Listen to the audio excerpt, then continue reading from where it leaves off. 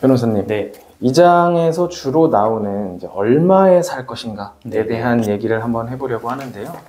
얼마에 살 것인지는 구체적으로 싼지 비싼지를 판단하는 기준이니까 사실 가장 중요한 질문 아니겠습니까? 그렇죠. 이건 부동산뿐만 아니라 모든 투자에서 핵심은 싸게 사는 거거든요. 그러니까 사람들이 사고 파는 게 이제 투자인데 네. 싸게만 잘 사면 파는 건 걱정할 필요 없어요.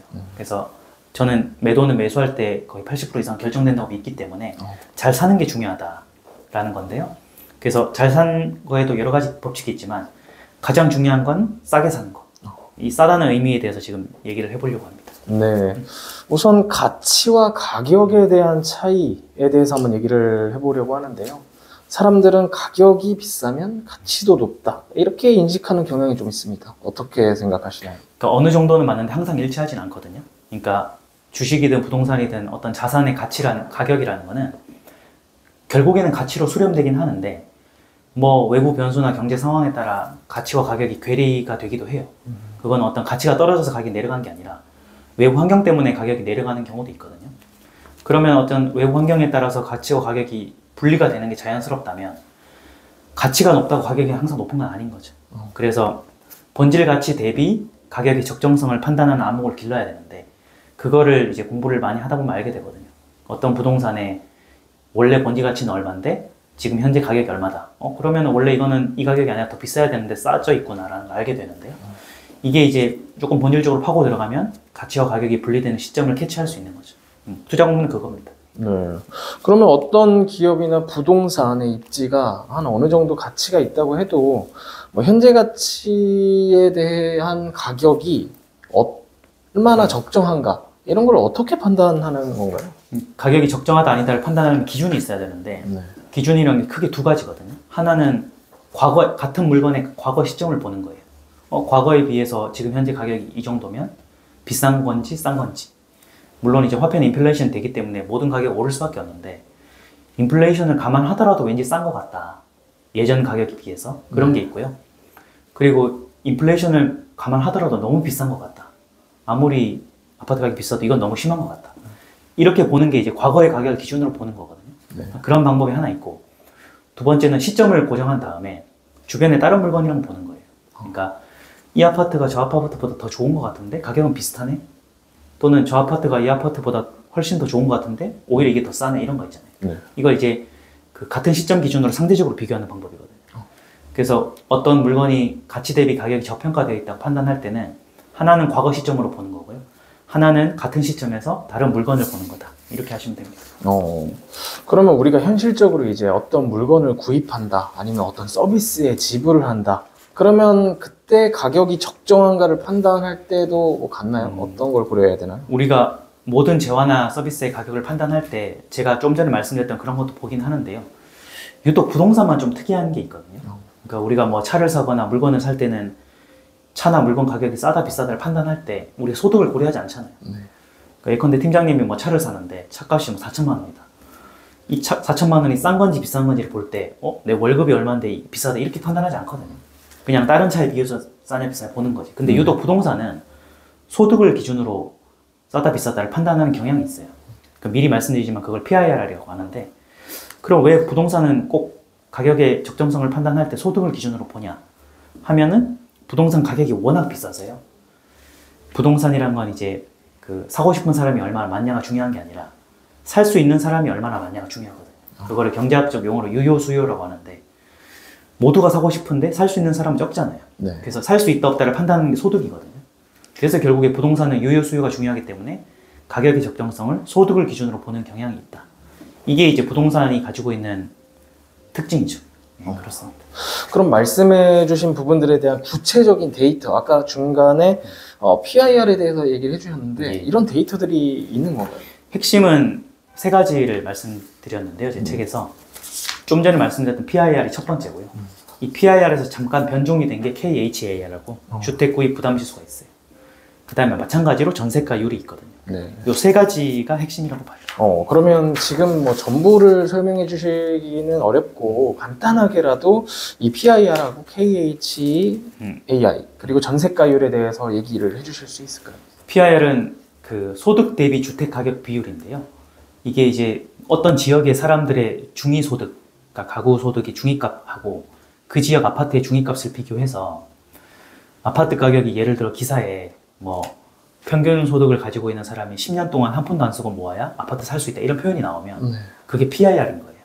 그래서 예컨대 PIR의 10이라는 거는 10년치를 하나도 안 쓰고 다 모아야 살 수 있다. 그런 건데요. 어쨌든 PIR이라는 건 소득 대비 주택 가격 지수를 보는 방법이 있고요. 두 번째는 이제 KHAI라고 하는데 이건 주택 구입 부담 지수인데요. PIR과 다른 점이 있다면 금리를 보는 거예요. 그러니까 PIR 변수가 똑같은데 다만 여기에 이제 금리가 추가돼 있다. 금리 변동에 따라 사람들이 대출에 부담스럽게 느끼냐 안 느끼냐를 고려한 인덱스가 이제 KHAI가 있고요. 마지막으로 전세가율은 매매가 대비 전세가의 비율인데요. 이건 앞선 PIR하고 KHAI하고 좀 다르게 가치 대비 가격을 보는 방법이기도 해요. 왜냐하면 전세가는 실수요고 이 전세 가격이라는 게 어느 정도 실제 가치를 의미하는데 실제 가치 대비 투자 가치가 얼마나 더 있냐 없냐 이게 이제 전세가율을 보고 판단할 수 있거든요.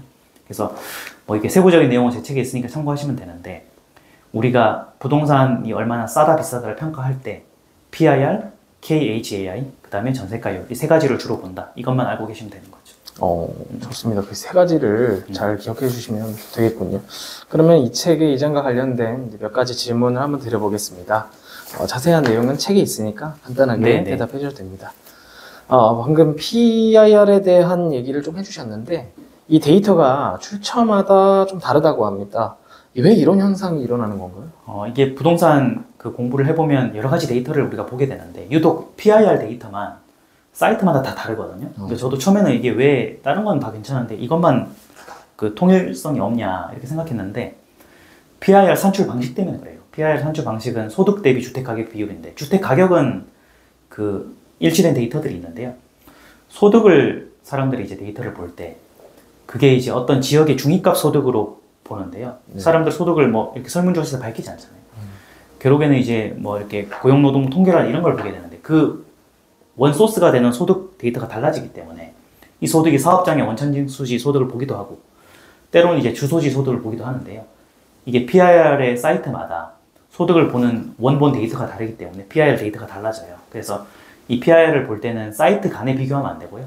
하나의 사이트를 보고 지수 간에 비교해야 돼요. 과거와 현재 변화를 봐야 되거든요.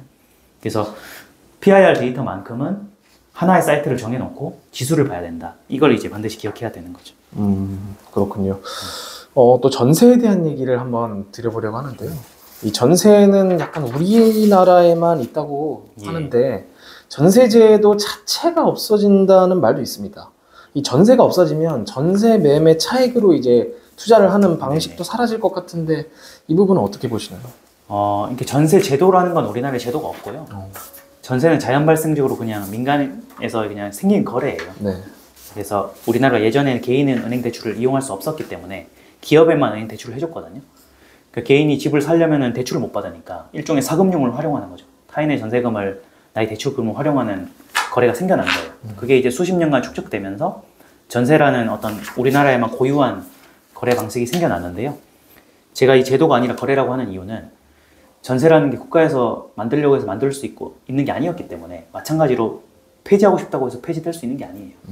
그거는 사람들 간에 전세가 필요 없다고 인식되면은 없어지는 건데 근데 생각해보면 전세라는 거래는 임대인도 임대인이지만 임차인한테 좀 유리한 제도거든요. 네. 그러니까 월세로 고정비를 안 낼 수 있기 때문에 그래서 그런 관점에서 임차인들이 전세라는 거래를 싫어할 이유가 없어요. 그러니까 당연히 우리나라에서 아무리 전세가 여러 가지 문제가 있다 해도 임차인들이 월세 거래보다 전세를 선호하기 때문에 전세 거래가 사라질 수는 없다고 저는 보고요. 이 전세 거래가 사라질 수 없다면 전세 거래를 활용한 투자도 계속 될 거라고 저는 보는 거죠. 예, 그렇습니다. 네, 그럼 이번에는 전세가율에 대한 질문도 한번 드려보겠습니다. 이 좋은 입지일수록 전세가율이 낮은 이유는 무엇인가요? 전세가율은 매매가 대비 전세가의 비율인데요. 그 매매가는 실수요와 투자 수요가 같이 있고 전세가는 실수요만 있거든요. 그래서 이 매매가와 전세가의 차이를 본다는 거는 그 물건의 투자 수요가 얼마나 있는지를 보는 거예요. 그 차익이니까. 그래서 좋은 입지는 사람들이 투자로 많이 몰린다는 뜻이잖아요. 네. 그래서 실수요 대비 투자 수요가 많은 것이 좋은 입지거든요. 서로 몰리니까. 외진 투자도 많고. 그래서 좋은 입지라고 하면 사람들이 투자에 1차적으로 관심을 갖는 강남 같은 곳이기 때문에 강남의 투자 수요가 몰리니까 실제 가치보다 거품이 더 생기고 그래서 전세 가격보다 매매 가격이 더 오르게 되는 거죠. 그래서 이 전세 가격보다 매매 가격이 더 오르면 그 비율을 뜻하는 전세가율은 내려갈 수밖에 없는 거고요. 반대로 이제 사람들이 선호하지 않는 어떤 외곽의 입지일수록 그 투자 수요가 몰리기가 힘들죠. 사람들은 거기 투자를 하지 않으니까. 네. 그러면 결국 투자 가치가 실제 가치만큼 수렴되게 되는데 전세가와 매매가가 결국 차이가 없는 수준까지 떨어지게 되면 그러면 전세가율이 막 80%, 90% 되거든요. 이런 데는 이제 입지가 좋다고 보기 힘든 거죠. 그래서 항상 전세가율을 볼 때는 그 어떤 지역 간의 비교를 하면은 좋은 입지일수록 전세가율이 낮고요. 그렇게 보기보다는 하나의 지역을 정해놓고 네. 그 전세가율의 흐름을 보는 게 중요하다. 이 말씀을 책에서 드렸습니다.